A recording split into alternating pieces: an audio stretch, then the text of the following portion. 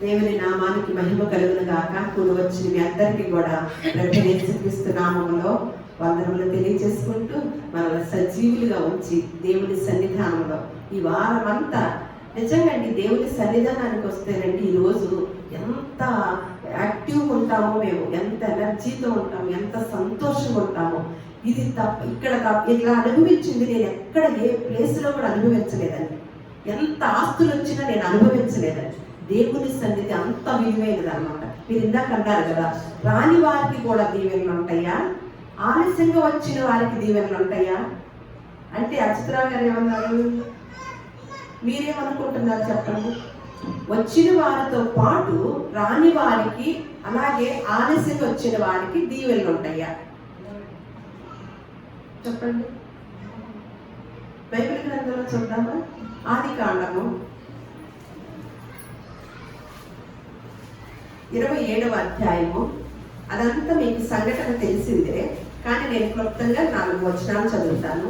ఇస్సాకు 30వ వచనం చదువుతున్నాను. ఇస్సాకు యాకోబును దీవించేట అయిన తరువాత యాకోబు తన తండ్రి అయిన ఇస్సాకు ఎదుట నుండి బయలుదేరి వెళ్ళిన తక్షణమే అతని సహోదరుడైన ఏశావు వేటాడి వచ్చును. అతడును రుచిగల భోజనములు సిద్ధపరిచి తన తండ్రి వద్దకు వచ్చి, నా తండ్రి నన్ను దీవించినట్లు లేచి నీ కుమారుడు వేటాడి వచ్చిన దాన్ని తినుమని తన తండ్రితో అనెను. అతని తండ్రి అయిన ఇస్సాకు నీవెవరవని అతన్ని అడిగినప్పుడు అతడు, నేను నీ కుమారుడును ఏశావును, నీ జ్యేష్ఠ కుమారుడిని అనగా, ఇస్సాకు మిక్కుటముగా గడగడ ఉడుకుచు, అట్లయితే వేటాడిన భోజనములు నా యొద్దకు తెచ్చిన వారెవరు? నీవు రాకమునుపు నేను వాటన్నిటిలో తిని అతను నిజముగా దీవించి తిని అతను దీవించబడిన వాడే ఆయనను అని అన్నాడు అనమాట. ఇంకా తర్వాత ఏమంటాడు? ఏశావు అంటాడు 38, నా తండ్రి నీ యొద్ద ఒక్క దీవెనైనా ఉన్నదా? నా తండ్రి నన్ను కూడా దీవించమని తన తండ్రితో చెప్పి ఏశావు ఎలుగెత్తి ఏడవగా అతని తండ్రి అయిన ఇస్సాకు ఏమి దీవిస్తున్నాడు అంటే, తండ్రి దగ్గర ఒక్క దీవెనే ఉందా? ముందు ఎవరు వచ్చారో వారిని మాత్రమే దీవించటమా? బెతస్తా అనే కోనేరుకి ఏంటంటే, ఎవరు ముందుగా వచ్చి అందులోకి వెళతారో కోనేరులోకి వారు స్వస్థత పొందేవారంట. 38 సంవత్సరాల నుంచి కూడా ఒక వ్యక్తి అలా పడి ఉన్నాడంట. తను వెళ్ళలేక, నడవలేక, అందులోకి వెళ్ళలేక, స్వస్థత పొందుకోలేక. అంటే ఆ కోనేరు కదా, ఎంతో మంది వస్తారు కదా, కానీ అంతమందిలో ఎవరంట ముందుగా ఎవరు వెళ్ళారో వారు మాత్రమే స్వస్థత. ఇక్కడ ముందుగా ఎవరు వచ్చారు? యాకోబు వస్తే తండ్రిలో నుంచి ఏమొచ్చేసి దీవెనలు వచ్చాయి అన్నమాట. మనసారా కడుపార తిని మనసారా దీవించారు. ఇప్పుడు ఆలోచించండి, ఎంతమంది వచ్చే వారి నుంచి ఆలస్యంగా వస్తారో, ఎంతమంది మానేస్తారో అనేది మీరుకే వదిలేశారన్నమాట.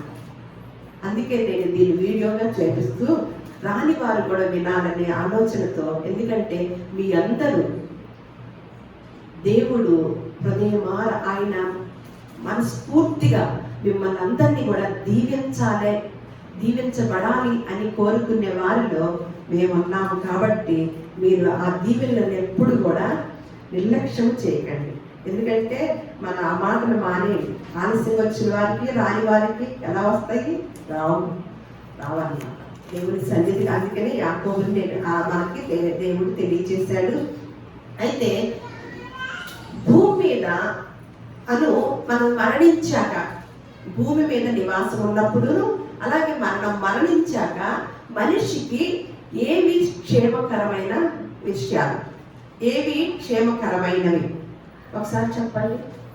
మనిషికి భూమి మీద నివాసం చేసేటప్పుడు, అలాగే మనం మరణించాక ఏవి మనకి క్షేమాన్ని తీసుకొస్తాయి, మనకి ఏమి క్షేమకరమైన సాధనాలుగా ఉన్నవి?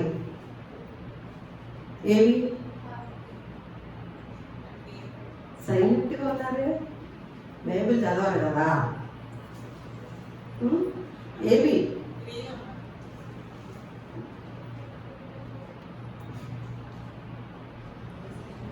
ఎవరి దగ్గర నుంచి రాలా?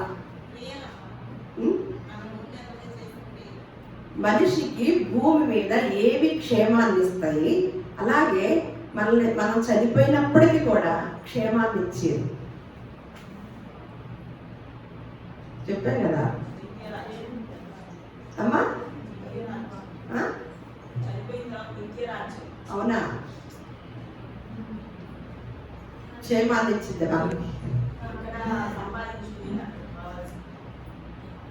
ప్రసంగి గ్రంథము 6వ అధ్యాయము 12వ వచనం ఒకసారి చూసినట్లయితే, నీడ వలె తమ దినములన్నీ వ్యర్థముగా గడుపుకొను మనుషులు బ్రతుకునందు వారికి ఏవి వారికి క్షేమకరమైనదో ఎవరికి తెలియను. సొలొమోను గారు ప్రసంగి గ్రంథాన్ని వైరాగ్యం వచ్చాక రాసిన గ్రంథం అన్నమాట. తను 1000 మంది భార్యలతోనూ ఎంతో ఇబ్బందులు పాలయ్యి గొప్ప జ్ఞాని అయిన సొలొమోను గారు తన జీవితం మీద ఇది వ్యర్థము, ఎంత అనుభవించినప్పటికీ కూడా మనిషి భూలోకంలో ఎన్ని ఆస్తుపాస్తులు ఉన్నా, ఎన్ని రకాల అందచందాలు, చదువులు, ఉద్యోగాలు ఉన్నప్పటికీ అంతా వ్యర్థము అని ఒకడు గాలికై ప్రయాసపడినట్లే అని తెలియచేసిన వ్యక్తిగా మనం సొలొమోను గారిని చూస్తాం. ఆ సొలొమోను గారు ఏమని చెప్తున్నారంటే, నీడ వలె తమ దినములన్నీ, నీడ ఉంటదా మనకు? ఒక సమయంలో నీడ కనపడేది, తర్వాత రోజులో చూస్తామా? అలాంటి మన బ్రతుకు, అర్థమైందండి? మన బ్రతుకు ఎలాంటిది? నీడ వలె తమ దినములన్నీ ఎలా గడుపుతున్నారంట? వ్యర్థముగా గడుపుకొను మనుష్యుల బ్రతుకునందు ఏవి వారికి క్షేమకరమైనదే ఎవరికి తెలియదు. అసలు ఎవరు తెలుసుకుంటున్నారు? వారి జీవితాలకి ఏమి క్షేమమో ఎవరు తెలుసుకుంటున్నారు అని జ్ఞాని అయిన సొలొమోను ప్రశ్నించుతున్నాడు. మనకైతే ఏది క్షేమం అనుకుంటాము?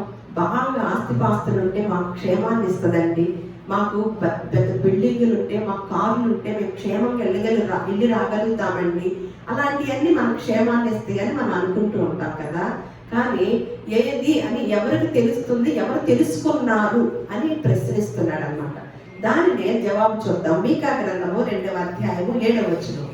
యాకోబు సంతతి వారిని పేరు పెట్టబడిన వారలారా, యెహోవా దీర్ఘశాంతము తగ్గిపోయినా ఈ క్రియలు ఆయన చేత జరిగిన యథార్థముగా ప్రవర్తించు వానికి నా మాటలు క్షేమ సాధనములు కావా. భూలోకంలోను మనం వెళ్ళటానికి వెళ్ళే లోకంకి ఏమి మనకు క్షేమకరం అంట? ఏమంట? చదివే కూడా అర్థం అవ్వదా? మీకా గ్రంథం తీశారా? ఏమనుంది? యథార్థముగా ప్రవర్తించు వానికి నా మాటలు క్షేమ సాధనములు కావా. ఏవి మనకి క్షేమ సాధనాలంట? అదే ఏంటి మనకి క్షేమాన్ని ఇచ్చేది ఏంటంట? మరి ఇక్కడ ఉన్నదే కదా, దాన్ని అంతసేపు చెప్తారే. ఏమంటున్నాడు? నా మాటలు క్షేమ సాధనాలు కావా. మనం వీటినే తీసుకుంటున్నామా? ఆయన మాటలే క్షేమ సాధనాలుగా అనుకున్నాము ఇప్పటి వరకు? మనం ఏమనుకుంటాము? మనకున్న వాటినన్నిటిని మనకు క్షేమాన్ని ఇస్తాయి అనుకుంటాం. అంటే మరి మనకు భూలోకంలో జీవించినంత కాలము మనము ఆయన మాటలు వింటూ వెళ్తున్నాం అనుకోండి, ఆయన మాటను అనుసరిస్తూ ఉన్నాం అనుకోండి, ఎలా బ్రతుకుతామండి? క్షేమంగాను, ప్రశాంతంగాను, మనశ్శాంతిగాను, చాలా సంతోషంగాను బ్రతకడానికి ఆ మాటలు మనకి అవసరం. మనం ఎప్పుడు చెప్పుకుంటాం కదా, ఆయన మాటలో జీవం ఉంది, ఆయన మాటలో క్షేమం ఉంది, ఆయన మాటలో ధైర్యం ఉంది, ఆయన మాటలో ఓదార్పు ఉంది, ఆయన మాటలో ఆదరణ ఉంది. ఇవన్నీ నేర్చుకున్నవే కదా. మరి ఈ మాటలు ఎందుకని గుర్తుకు రాలేదు? మరి ఇలా ఈ మాటలనే తీసుకొని క్షేమంగా ఉన్న ఆయనని బైబిల్ గ్రంథంలో చూద్దామన్నమాట. ఈ మాటలను తీసుకొని కొంతమంది భక్తులు ఉన్నారు, వాళ్ళలో ఒక భక్తుడిని చూద్దాం అన్నమాట. దేవుని మాటని, అంటే దేవుడు ఏది చెప్తే అది విని దేవుడు ఇచ్చిన క్షేమాన్ని పొందుకున్న వ్యక్తిని మనం ఈరోజు చూద్దాము. ఏ మాట చెప్తే ఆ మాట. మనకేం చెప్పాలంటే కుమారుడా నిన్ను నేను ఆశీర్వదిస్తున్నాను, కుమారుడా మీ పిల్లలకు ఉద్యోగం వస్తుంది, కుమార్తె నా కుమార్తె మీ పిల్లలకి పెళ్లిళ్ళు అవుతాయి, ఇవి తీసుకొని జరుగుతాయి కాబట్టి పర్వాలా అనుకుంటాం. కానీ ఇక్కడ భక్తుడు ఏమి తీసుకున్నాడో చూద్దాము. ఆదికాండము 12వ అధ్యాయము 1వ వచనం చూద్దాం. యెహోవా నీవు లేచి నీ దేశము నుండి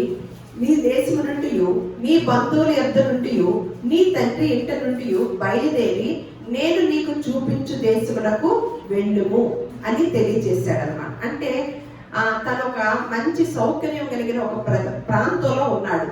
అబ్రహాము గారి గురించి మనం నేర్చుకుంటున్నాము. అలాంటి వ్యక్తికి దేవుడు ఒక మాట స్వరం వినిపించి, నీవు లేచి నీ యొక్క తండ్రి ఇంటి నుండి బయలుదేరి నీ యొద్ద నుండి నీ దేశం నుండి నీ బంధువుల యొద్ద నుండి నీ తండ్రి ఇంట నుండి బయలుదేరి నేను చూపించు దేశానికి వెళ్ళు అన్నాడు. మనం ఎన్ని మార్లు దేవుడికి ప్రాధాన్యత ఇస్తామా, మన కుటుంబ సభ్యులకి ప్రాధాన్యత ఇస్తున్నామా? ఒకసారి పరిశీలించుకోండి. మనం కలిగి ఉన్న ఆస్తిపాస్తులకి, మనము సౌకర్యంగా ఉన్న మన జీవన విధానానికి, మన బంధువర్గానికి, మన బిడ్డలకి, మన తల్లిదండ్రులకి, వాళ్ళకి ప్రాధాన్యత ఇస్తూ ఎలాగ ప్రభువా మేము సౌకర్యంగా ఇక్కడైతే ఉన్నాము కదా, నువ్వు చూపించే దేశం అంటే మాకు అసలు తెలియదు, ఎక్కడికి వెళ్తాము, అక్కడ ఏం ఇబ్బందులు పడతాము అని ప్రశ్నించాడు. ఎక్కడ అబ్రహాం గారు ప్రశ్నించాల. ఎప్పుడైతే అన్నాడో అలా నేను ఆ అధ్యాయాన్ని మీరు తర్వాత చదువుకోండి, నేను అక్కడక్కడే చెప్తాను అన్నమాట సమయాన్ని బట్టి మీకు. అలాగే 12:5 అబ్రాము తన భార్య అయిన శారాయిని, తన సహోదరుని కుమారుడైన లోతును, ఆరాములో తానును వారిని అర్జించిన యావన ఆస్తిని, వారు సంపాదించిన సమస్తమైన వారిని తీసుకుని కనాను దేశములకు వెళ్ళుటకు బయలుదేరి కనాను దేశములకు వచ్చేది. ఇక చూడండి, అంటే కనాను దేశానికి అప్పుడు నిన్ను గొప్ప జనముగా, నువ్వు గనక అలా వెళితే నిన్ను గొప్ప జనముగా చేసి నిన్ను ఆశీర్వదిస్తానని తర్వాత వచ్చినారు ఉంటాయి అన్నమాట. మనం ఏం చేస్తామంటే ఆ చిన్న ముక్కలు చేసేసి ఆ ముక్కలు తీసుకొని వాగ్దాన కార్డులో పెడతాం. నిన్ను గొప్ప జనముగా చేసి నిన్ను గొప్పగా ఆశీర్వదించుతాను, నీ యొక్క సంపదనంతా కూడా ఆశీర్వదిస్తాను అనే మాటను పెడతాం. పెట్టినప్పుడు వెంటనే ఆ వాగ్దానాన్ని తీసుకొని, అబ్బా దేవుడు ఎంత గొప్ప వాగ్దానాన్ని ఇచ్చాడు, నన్ను గొప్ప జన్మగా చేస్తాడంట అని ఆ మొక్కను తీసుకొని చక్కగా ఈ సంవత్సరం అంతా కూడా ప్రార్థన చేసుకుంటూ ఉంటాం. అబ్రహాం గారికి ఏమి చేస్తే అది ఇస్తానన్నాడు, అది మనం చెయ్యం. ఆ పై మొక్కను తీసుకో. ఏ మొక్క తీసుకుంటామండి? ఆ కింద మొక్క, నిన్ను గొప్ప జన్మగా చేస్తాను అన్న దాన్నే తీసుకొని, నన్ను ఈ సంవత్సరం నాకు ఇచ్చాడు ఈ వాగ్దానం, ఈ సంవత్సరం అంతా నేను ఆ మాటనే పట్టుకొని వేలాడతాను అని అలా ఉండటం నేర్చుకున్నామే. కానీ అబ్రహాం గారు మంచి సకల సౌకర్యాలు ఉన్నప్పటికీ, గొప్ప ధనవంతుడైనప్పటికీ దేవుడి మాటకి లోబడి తను చూపించు దేశానికి మాట్లాడకుండా కుటుంబ సమేతంగా అన్నిటిని తీసుకొని వెళ్ళాడు. అందుకు ఆ ఆశీర్వాదం వచ్చింది అని మనం గుర్తించమన్నమాట. అలా మీరు ఒకసారి గుర్తుంచుకోండి అని చెప్తూ 15వ అధ్యాయము 1 నుంచి నేను కొన్ని వచనాలు చదువుతున్నాను. ఇవి జరిగిన తర్వాత యెహోవా వాక్యము వాళ్ళు వెళ్ళిపోయారన్నమాట. అందరూ అబ్రాహామునకు దర్శనమందు వచ్చి, అబ్రమా భయపడకము, నేను నీకు కేటము, నీకు బహుమానము అత్యధికమునని చెప్పారు. అందుకు అబ్రాహాము, ప్రభువైన యెహోవా నాకేమి ఇచ్చిననేవి, నేను సంతానం లేని వాడినై పోగుచున్నానే. దమస్కు ఎలియాజరే నా ఇంటి ఆస్తికర్త ఎవరు కదా. మరియు అబ్రాము, ఇదిగో నీవు నాకు సంతానం ఇయ్యలేదు గనుక నా పరివారంలో ఒకడు నాకు వారసుడగునని చెప్పగా, యెహోవా వాక్యము అతని యొద్దకు వచ్చి, ఇతడు నీకు వారసుడు కాడు, నీ గర్భవాసమున పుట్టబోచున్నవాడు నీకు వారసుడగునని చెప్పాను.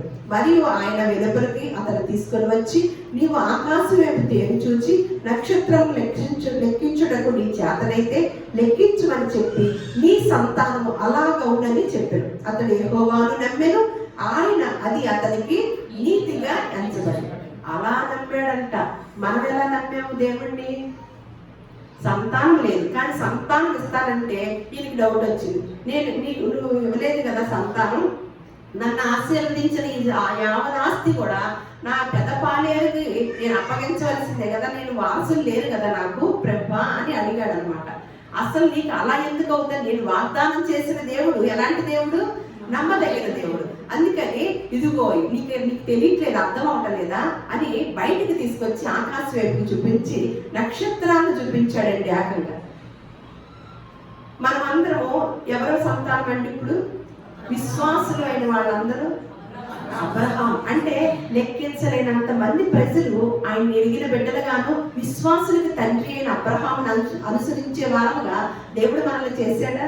దేవుడు వాగ్దానము అబ్రహాము గారు లేనప్పటికీ కూడా ఆ వాగ్దానాన్ని నెరవేర్చుతూ ఉన్నాడు. ఎందువలన? ఆయన అవన్నీ చూడకపోయినా దేవుణ్ణి నమ్మాడంట అబ్రహాం. అది అతనికి నీతిగా ఎంచబడినాడు. తర్వాత మళ్ళా 13కి రండి, 15-13కి. నీ సంతతి వారు తమది కాని పరదేశమందు నివసించి ఆ దేశపు వారికి దాసులుగా ఉందురు. వారు 400 ఏళ్ళు వీరిని శ్రమ పెట్టుదురు. వీరు ఎవరికి దాసులు అవుదురో ఆ జనములకు నేనే తీర్పు తీర్చెదరు. తరువాత వారు మిక్కిలి ఆస్తితో బయలుదేరి వచ్చెదరు.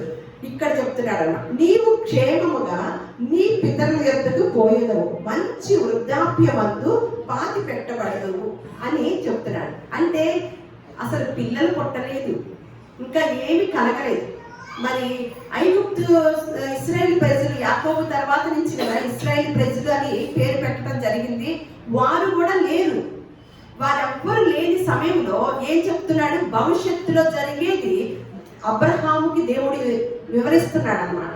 అంటే నీ సంతతి కాని వారు తమది కాని దేశమందు నివసించి ఆ దేశపు వారికి దాసులు అవుతారు. ఒకనొక సమయంలో నీకు తెలుసా అబ్రహాము, నువ్వు ఉండవు, కానీ నేను జరగబోయేది నీకు చెప్తున్నాను అని తెలియజేస్తున్నాడు అనమాట. అంటే ఐగుప్తు దేశంలో అప్పుడు యోసేపు వీళ్ళందరూ కూడా మిగతా ఇశ్రాయేల్ ప్రజలందరూ కూడా అక్కడ బానిసలైనప్పుడు మోషే మరి తీసుకురావడం అవన్నీ మనం తర్వాత చూస్తాం. కానీ అబ్రహాం గారిని చూడలేదు. ఆ సమయంలో పిల్లలు కలగల. ఇప్పుడు మనం చదువుకునే వచనాలు చదివేటప్పుడు పిల్లలు కూడా కలగలేదు. కానీ ఈ వాగ్దానం చేసి తర్వాత ఏ వాగ్దానం చేస్తున్నాడు? నీవు క్షేమముగా నీ పితరుల యొద్దకు పోయేదవు, మంచి వృద్ధాప్యమందు పాతి పెట్టబడదువు అని ఏ వయసులో చెప్తున్నాడో తెలుసండి? ఇది 75వ సంవత్సరంలో చెప్తున్నాడు అన్నమాట. గుర్తుంచుకోండి, 75వ సంవత్సరంలో. ఎందుకంటే ఇక్కడ ఉంటది అన్నమాట, నేను తర్వాత చూపిస్తాను వచనము. 75వ సంవత్సరంలో చెప్తున్నాడు. ఏమంటున్నాడు? నీకు క్షేమాన్ని ఇచ్చిద్ది అని. అంటే తనకు క్షేమాన్ని పొందుకున్నాడు అంటే ఏమి విని ఉంటాడండి? ఆయన దేవుని మాటలు వింటూ లోబడి ఉన్నాడనమాట. అందుకని మంచి వృద్ధాప్యమందు నీవు పాతి పెట్టబడదు అని చెప్పి అన్నాడు. మళ్ళీ ఇంకొక వచనాలు చూద్దాం. 12వ అధ్యాయం 4లో ఉంటుంది అనమాట. 12 ఇది మనం చెప్పిన మాటని 12:4లో ఉంటుందండి.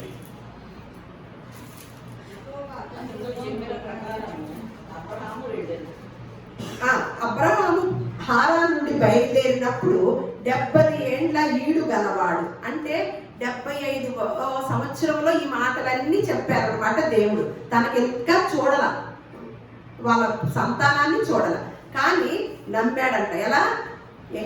దేవుణ్ణి ఆయన నమ్మిన అబ్రహాము, అది అతనికి నీతిగా ఎంచబడింది. మళ్ళా ఆదికాండము 17వ అధ్యాయము 16వ వచనము చూడండి. ఆదికాండము 17వ అధ్యాయము 16వ వచనం. నేను ఆమెను ఆశీర్వదించి ఆమె వలన నీకు కుమారుని కలగజేసెదను. నేను ఆమెను ఆశీర్వదించెదను, ఆమె జనములకు తల్లి అయి ఉండును. జనముల రాజులు ఆమె వలన కలుగుదురని అబ్రహాముతో చెప్పాడు. అప్పుడు అబ్రహాము సాగిలపడి నవ్వి, 100 ఏండ్ల వానికి సంతానము కలుగునా, 90 ఏండ్ల శార కలునా అని మనస్సులో అనుకున్నాడు. అంటే మళ్ళా 75వ సంవత్సరంలో చెప్పిన దేవుడు ఎన్నాళ్ళు జ్ఞాపించాడండి? మనకి ఎన్నో మాటలు వింటూ ఉంటాం కదా, ఎన్నో మాటలు దేవుని మాటలు వినటానికి వస్తూ ఉంటాం. మన కుటుంబాల్లో ఏదైనా జరిగే విషయాల్లో ఆలస్యమైనప్పుడు మన విశ్వాసం పెరుగుతూ ఉంటుందా, తరుగుతూ ఉంటుందా అండి? ఒక 25 సంవత్సరాలు అయిందనుకోండి, ఎట్లాగా అబ్రహాం గారు లాగా అలాగే ఉంటాడా? ఏది ఇవ్వకపోతే అది బాధేస్తా ఏడుస్తూ కూర్చుంటారా కదా. కానీ మరి 75వ సంవత్సరంలో చెప్పడం ఎందుకు? ఏకంగా 100వ సంవత్సరంలోనే ఇచ్చి పడేయచ్చు కదా. దేవుడు మనల్ని ప్రేమించి, మనము ఇందాక అంటుంది కదా మేము పాస్ అయ్యామని. పాస్ అయ్యారా? పాస్ అయ్యా. అదే ఏదైనా ఒక దేవుడు ప్రేమించి వాళ్ళ విశ్వాసాన్ని పరీక్ష పెడతాడనమాట. తను నిలబడతాడా లేదా. అందుకని అబ్రహాముని ఏమన్నాడు? విశ్వాసులకే తండ్రి అని గొప్ప పేరుని సంపాదించుకున్నాడు అబ్రహాం. మరి ఏమంటున్నాడు ఇక్కడ? మళ్ళా 100వ సంవత్సరంలోకి వచ్చి దిగిపడ్డాడు అనమాట. దేవుడు వచ్చి మళ్ళా మళ్ళా చెప్తుంటే అబ్రహాం గారు ఏమంటున్నారు? నవ్వాడంట. ఏంటి 90 ఏళ్ళు ఏమన్నా మా ఆవిడికి, నాకేమన్నా 100 ఏళ్ళు, ఇప్పుడు పిల్లలా అని నవ్వొచ్చిందంట. నవ్వొచ్చినప్పుడు అయితే 21:2 చూద్దాం. దేవుడు అబ్రహాముతో చెప్పిన నిర్ణయ కాలంలో శారా గర్భవతి అయి అతని ముసలితనమందు అతనికి కుమారుని కనిను. అబ్రహాము కుమారుడైన ఇస్సాకు అతనికి పుట్టినప్పుడు అతడు 100 ఏళ్ల వాడు. అంటే 100వ సంవత్సరంలో మొత్తానికి వాగ్దానం నెరవేరింది అన్నమాట. ఇస్సాకు వాగ్దాన పుత్రుడు పుట్టాడు. ఎంత నిరీక్షించారండి? 25 సంవత్సరాలు నిరీక్షించి 100వ సంవత్సరంలో నమ్మకం ఉంటుందా? ముసలాడికి పిల్లలు పుడతారని నమ్మకం ఉంటుందా? దేవుని యొక్క కార్యాలు చూడండి. బైబిల్ గ్రంథంలో ఎన్ని రకాలుగా చూపించాడంటే సైన్స్కు మించిన జ్ఞానము ఇక్కడ పరిశుద్ధ గ్రంథంలో ఉందండి. దేవుడు మట్టి నుండి నరుని చేయగలడు. అలాగే వృద్ధాప్య దశలో వారికి పిల్లల్ని పుట్టించగలడు. మళ్ళా కన్యకకు పిల్లలు పుట్టించగలడు. చూడండి ఎన్ని రకాల విధానాలని తెలియజేస్తుంటే ఇప్పుడు కొన్ని రకాల టెక్నాలజీ వచ్చి ఇప్పుడు కొన్ని రకాల ట్రీట్మెంట్లతో పిల్లల పుడతం చూస్తూ ఉంటాం అన్నమాట. ఇవన్నీ కూడా బైబిల్ గ్రంథంలో జరిగిన విషయాలండి. అంటే కొన్ని సాధ్యము భవిష్యత్తులో సాధ్యపరిచేవి బైబిల్ గ్రంథంలో రాసి ఉంచాడు. 100 ఏళ్ళప్పుడు అబ్రహాం కంట కలిగాడంట. 25వ అధ్యాయం ఆదికాండము 7వ వచనం. అబ్రహాము బ్రతికిన సంవత్సరములు 175 సంవత్సరములంట. అబ్రహాము నిండు వృద్ధాప్యమునకు వచ్చిన వాడై మంచి ముసలితనమున ప్రాణము విడిచి మృతి పొంది తన పితరుల యొద్దకు చేర్చబడ్డాడు. ఎప్పుడు చెప్పండి ఈ మాట అండి? 75వ సంవత్సరంలో చెప్పినప్పుడు ఎప్పటికి నెరవేరిందండి? 175 సంవత్సరాలకి. అంటే 100వ సంవత్సరంలో అంటే ఆయుష్కాలం అంతా ఎంతండి? అబ్రహాం గారిది 175 సంవత్సరాల క్రితము అయింది, జీవించాడు అనమాట. ఏదైతే దేవుడు నా మాటలు మీకు క్షేమ సాధనాలు కావా, నా మాట కనుక ఎవరైతే యథార్థముగా ప్రవర్తించు వారు ఎవరైతే ఉన్నారో వారు నా మాటలు తీసుకుంటారు. కాబట్టి నేను చేసిన వాగ్దానము వారికి జరిగిద్ది అని మనకి పరిశుద్ధ గ్రంథంలో చరిత్రలో జరిగిన సంఘటనని మనకి తెలియజేస్తూ ఉన్నారనమాట. మనకు ఇప్పుడు ఏవి క్షేమ సాధనాలండి? ఇక్కడే చూసాం కదా ఏం చేశాడు? అబ్రహాము బ్రతికిన సంవత్సరాలని 175 సంవత్సరాలు నిండు వృద్ధాప్య దశలో ఆయన ముసలితనమందు చనిపోయాడంటండి. అది ఎవరికి దక్కిందండి? చూడండి, నిండు వృద్ధాప్య దశలో చక్కగా దేవుని సన్నిధానానికి వెళ్ళాడనమాట. మరి 75 సంవత్సరాల నుంచి 100 సంవత్సరాల ఆయుష్ని పెంచుకొని దేవుని మాటల్లో ఉన్న క్షేమాన్ని తెలుసుకొని ఆ మాట ప్రకారాన్ని ఆ క్షేమం అనే దాన్ని స్వతంత్రించుకున్నాడు అనమాట అబ్రహాం గారు. మరి దేవుని మాట అంటే దేవుని మాటలు మీకు నా మాటలు మీకు క్షేమ సాధనాలు కావా అని మనకి మీకా గ్రంథంలో చదువుకున్నాం కదా. అంటే దేవుని మాటలకి అంత శక్తి ఉందా? ఉంది కదా దేవుని మాటలకి. అందుకని ఆయన ఆది కాండంలో అన్ని తెలుసుకున్నవాడే అబ్రహాము. దేవుడు సడన్ గా వచ్చి చెప్పినప్పటికీ లోబడి ఆయన మాటలు తీసుకున్నాడు అనమాట. ఆది కాండంలో మనకి దేవుని యొక్క మాట ఎలా ఉందో చూడండి. ఒక్కోసారి ఆయన మాటతో ఏం జరిగినాయో శక్తి ఉంది కదా అని మనం తెలుసుకోవటానికి ఆది కాండం 1వ అధ్యాయం 3వ వచనంలో దేవుడు వెలుగు కమ్మని పలకగా వెలుగు కలిగెను. ఆది కాండం 1:6. మరియు దేవుడు జలముల మధ్య ఒక విశాలము కలిగి ఆ జలములను ఈ జలములను వేరుపరచును గాక అని పలికెను. దేవుడు 1:9. దేవుడు ఆకాశము క్రిందనున్న లేక ఒక చోటనే కూర్చోబడి ఆరిన నేల కనబడును గాక అని పలుకగా ఆ ప్రకారం ఆయన. 1:11 దేవుడు గడ్డిని విత్తనములిచ్చు చెట్లను భూమి మీద తమ తమ జాతి ప్రకారం తమలో విత్తనములు గల ఫలమిచ్చు ఫలవృక్షములను భూమి మొలిపించుగాక అని పలుకగా ఆ ప్రకారం ఆయన. అంటే దేవుని మాటను తెలుసుకున్న వాడే అబ్రహాము. అంటే ఈ సృష్టి యావత్తు కూడా ఎవరి మాటతో కలిగిందంటే అంటే దేవుని మాటకు అంత శక్తి ఉంది కాబట్టి నా మాటలు మీకు క్షేమ సాధనాలు కావా అని ప్రశ్నించుతున్నాడు. మీరు నా మాటలు, దేవుని మాటలు ఎంతవరకు తీసుకుంటున్నారు, ఎంతవరకు మీ జీవితంలో దాన్ని అప్లై చేసుకుంటున్నారు అని దేవుడు ప్రశ్నించుతున్నాడు అన్నమాట. ఆ మాటల్ని మీరు తీసుకొని వెళుతున్నారా? ఈ రోజు మాట్లాడుతున్నాడు దేవుడు. ఈ మాటలు తీసుకొని ఈ వారం అంతా కూడా మీరు ఆ మాటల ప్రకారం జీవించడానికి, ఆ మాటలు నెమరు వేసుకుంటూ జీవించడానికి ఏమైనా ప్రయత్నం చేశారా ఎప్పుడన్నా? దేవుని సన్నిధికి వచ్చి ఆదివారము దేవుడు మాట మొన్నే మధ్య మనం చెప్పుకున్నాం, మేము శుక్రవారం చెప్పుకున్నాం. మొన్న చాలా మంది రాలేదు, ఎందుకంటే 4 గురువారం అలసిపోయారు కదా, అందుకని శుక్రవారం 4, 5, 9 మంది వచ్చారు. ఎప్పుడైనా సరే అండి, ఇంటి దగ్గర నుంచి వస్తూ మనం ఏదన్నా ఒక అధికారి దగ్గరికి వెళ్ళాలంటే మనం ఏమంటాం, ఒక పని చేయించుకోవాలంటే ఒక అధికారి ఒక మాట చెప్తే చాలు, రికమెండేషన్, ఆయన మాట చెప్తే చాలండి మా పని అయిపోద్ది అని మనం చాలా అవి తెలుసా ఒక అధికారి ఏదైనా ఒక మాట చెప్తే నా పని అయిపోద్దండి చక్కగా, ఆ మాటలు తెలుసా? అంటే అధికారి మాటలో అంత శక్తి ఉందా? ఉంది కదా, పనులు జరుగుతున్నాయి. మరి దేవుడి మాటలో ఎంత శక్తి ఉండాలి?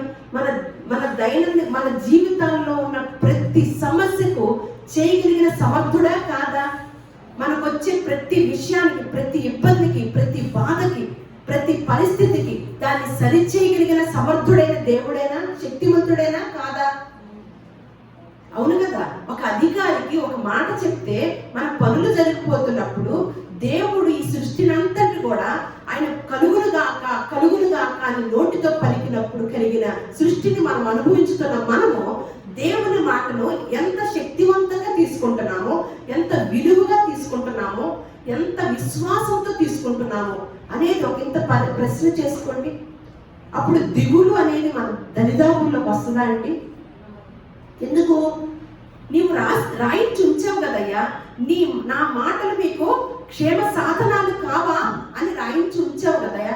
నీ మాటలు మేము తీసుకుంటున్నాం, నీ మాటల్ని విశ్వసించుతాం, నీ మాటలు ఏంటి విశ్వాసం ఉంచుతున్నాము, మాకు క్షేమాన్ని ఇస్తుందని అన్నావు, నువ్వే అన్నావు కదయ్యా అని ఏ రోజైనా మాట్లాడుకున్నావా? ఆ బాధ నుంచి పక్కకు వచ్చేసామా? లేదు. సరే, మందిరానికి వస్తూ ప్రభువా ఈ వారం అంతా ఏయో ఒక మాటలు వింటూ వస్తున్నానయ్యా, ఎవరో ఒకరు మాటలు నేను డిస్టర్బెన్స్ అయిపోయానయ్యా, దేవాది దేవుడు అయిన నువ్వు మాట్లాడితే నేను వెంటానికి వెళ్తున్నాను, బయలుదేరి నువ్వు నాతో మాట్లాడు, నువ్వు నాతో సూటిగా మాట్లాడు, నన్ను బలపరచు, నన్ను ధైర్యపరచు, నన్ను ప్రోత్సహించు నీ పని కొరకు అని ప్రార్థన చేసుకుని వచ్చేవారు ఎంతమంది అండి? మేము ఈ యొక్క ప్రసంగము మేము స్టడీ చేసుకోవడానికి వారం అంతా ఆ ధ్యానంలోనే ఉంటూ ఎంత అనుభవించుతూ ఉంటాం సంతోషం తెలుసా అండి?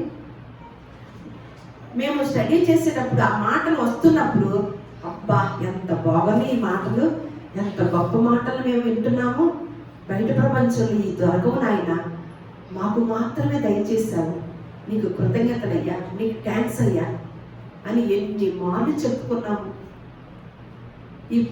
ఈ పరిశుద్ధ గ్రంథాన్ని ఎదరేసుకొని కూర్చొని పఠిస్తూ ఉంటే టైమే తెలియదండి.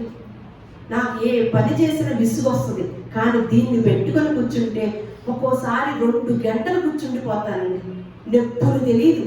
2 గంటలు రాత్రి అయితే వీళ్ళిద్దరు తిట్టేశారు నన్ను, నేను ఎప్పుడు ఇక బైబిల్ దగ్గర కూర్చుంటాను. నాకు అవే నాకు క్షేమాన్ని ఇచ్చేది, నా అనారోగ్య పరిస్థితుల్లో నన్ను బలపరిచేది, నన్ను స్వస్థపరిచేది. నాకు ఇంత నొప్పులు వచ్చినా ఈ వాక్కు వలనే నేను బ్రతికాను అన్నమాట. అందుకని నేను వాటిని ఎప్పుడు వదలను, వాటికి ఎక్కువ సమయాన్ని ఇస్తాను, మా కుటుంబానికి తక్కువ సమయాన్ని ఇస్తాను. అవి నా క్షేమ సాధనాలు, నాకు క్షేమాన్ని ఇచ్చి ఈ భూలోకంలో మన నీడలాంటి బ్రతుకు కొరకు ప్రయాసపడతాను నేను. శాశ్వత కాలం దేవుని ముఖాన విందాన్ని చూస్తే ఆ రోజు కోసం ప్రయాసపడదామా అంటే దానికోసమే నేను ప్రయాసపడతాను. అందుకని దేవుని మాట మన క్షేమ సాధనాలు కాబట్టి ఆయన మాటని మనం ఎంత జాగ్రత్తగా తీసుకుంటున్నామో, ఎంత ప్రత్యేకంగా తీసుకుంటున్నామో అనేది మనం ఇంత పరిశీలన చేసుకుంటే ఒక్క మాట చెప్పి ముగిస్తాను. అది గుర్తెరిగిన వాడే యేసుక్రీస్తు వారు సంచారం చేసే దినాల్లో ఒక శతాధిపతి తన దాసుడికి పక్షవాతం వచ్చి మంచాన ఉన్నాడు అని ఒక మాట మాత్రం సెలవిస్తే చాలు ప్రభువా అని యేసు ప్రభు వారి దగ్గరికి వెళ్ళి చెప్పాడన్నమాట. నా దాసుడు అస్వస్థత ఉన్నాడు అని, రమ్మంటావా, ఇంటికి వచ్చి స్వస్థపరచమంటావా అని అడుగుతాడు యేసు ప్రభు. అమ్మో, నీ అడుగు వేసేంత మా ఇల్లు మేము పాత్రులు కూడా కాదు, నీ మాట మాత్రము సెలవిస్తే చాలు, అక్కడున్న నా దాసుడు స్వస్థపరచబడతాడు అని గొప్ప విశ్వాసం ఉంది. ఏమి ఎరిగాడండి శతాధిపతి? ప్రపంచంలో దేవుని యొక్క వాక్యము వలన నిర్మాణమైనవి అని తెలుసుకున్నవాడే. అంటే ఈ ప్రపంచాలే దేవుని మాటతో నిర్మాణం జరిగి ఉండగా ఆఫ్టర్ నా దాసుడు పక్షవాయుతో ఉన్నప్పుడు, నా దాసుడు అనారోగ్యంతో ఉన్న నా దాసుడు ఆ దేవుడు, ఆ సృష్టికర్త అయిన దేవుడు ఒక్క మాట సెలవిస్తే చాలదా అనుకొని ఎంత విశ్వాసంతో అన్నాడు. వెంటనే యేసుక్రీస్తు వారు అన్నారు, నీకున్న విశ్వాసము నన్ను వెంబడించే వీరికి లేదయ్యా, ఇశ్రాయేలులో నేను ఎవరికి చూడలేదన్నాడు. మనం అంతా విశ్వాసం కలిగి ఉంటున్నాము అనేది ప్రశ్నించుకుంటే ఆయన మాటలేనండి భూలోకంలోనూ వెళ్ళబోయే లోకానికి కూడా క్షేమ సాధనాలుగా మనల్ని నడిపించేవి, ప్రపంచంలో మనకు క్షేమాన్ని ఇచ్చేది దేవుని మాటలు మాత్రమే. ఆ మాటల్ని వినటానికి, దేవుడు మాట్లాడితే వినటానికి వచ్చే విషయంలో ఎక్కడ నిర్లక్ష్యం అవ్వకూడదు. దేవుడు అబ్రహాం ఎలాగైతే లోబడి ఉన్నాడు, ప్రతి దాన్ని మాట విని క్షేమంగా వృద్ధాప్య దశ చక్కగా ఆయుష్ని అనుభవించి తను పూర్ణాయుష్ కలిగి పితరుల యొద్దకి చేర్చడం. మరణం అంటే మన బైబిల్ గ్రంథంలో, పరిశుద్ధ గ్రంథంలో గొప్ప విధానాన్ని తెలియజేసిందండి. చచ్చిపోయాడండి, వెళ్ళిపోయాడండి, పోయాడండి, ఈ భాష కాదు. ఏం చేశాడంటే అబ్రహాము మంచి వృద్ధాప్య దశ యందు మరణించి తన పితరుల యొద్దకు చేర్చబడ్డాడు. మనం కూడా చేర్చబడాలి. ఎక్కడికి? ఇందాక అన్నారుగా, ఒక ఆయన ఉన్నారు కదా రెడీగా, ఆయన దగ్గరికి వెళ్తామా? ఆయన కోసం చేసిన దానికి వెళ్తామా? మన కోసం నిర్మించిన ఆ పట్టణానికి వెళ్తామా? చేర్చబడతామా అనేది ప్రశ్నించుకొని దేవుని మాటని గొప్పగా తీసుకోండి. ఆయన క్షేమాన్నిచ్చే మాటలు, మన బలపరిచే మాటలు, మనకు జీవాన్నిచ్చే మాటల్ని ఎక్కడ నిర్లక్ష్యం చేయకుండా సమయానుకూలంగా దేవుడు సమయాన్ని ఇచ్చినప్పుడే విందామనుకున్నా ఆరోగ్యం లేదనుకోండి వినలేము, తెలుసా అండి? విందామనే ఆశ ఉంటుంది కానీ నడవలేని పరిస్థితి ఒక రోజు వచ్చింది. మొన్నటి రోజున నాకు శివాజీ గారిని చూసి బాధేసింది అన్నమాట. ఇన్ని 5 సంవత్సరాలు మీతో అడపా మేము చెప్తూనే ఉన్నాం కదా, ఒక్క రోజు కూడా రాలేకపోయాడేంటి, అయ్యో అని అనిపించింది. మన నీడ లాంటి మన బ్రతుకులకు ఏది క్షేమకరమో ఎవరు తెలియజేస్తారు? తెలియజేసే దేవాలయాలు ఇవే దేవాలయాలు. ఆ దేవాలయాల్లోకి ఆ జ్ఞానాన్ని నేర్చుకోవడానికి పరుగులీడుతూ రావాలి. దేవుడిచ్చిన ఆశీర్వాదాన్ని, క్షేమాన్ని మన కుటుంబాలుగా పొందుకునేలాగా దేవుడు మనల్ని ఆశీర్వదించుగాక, మనందరినీ కూడా వర్ధిల్ల చేయనుగాక.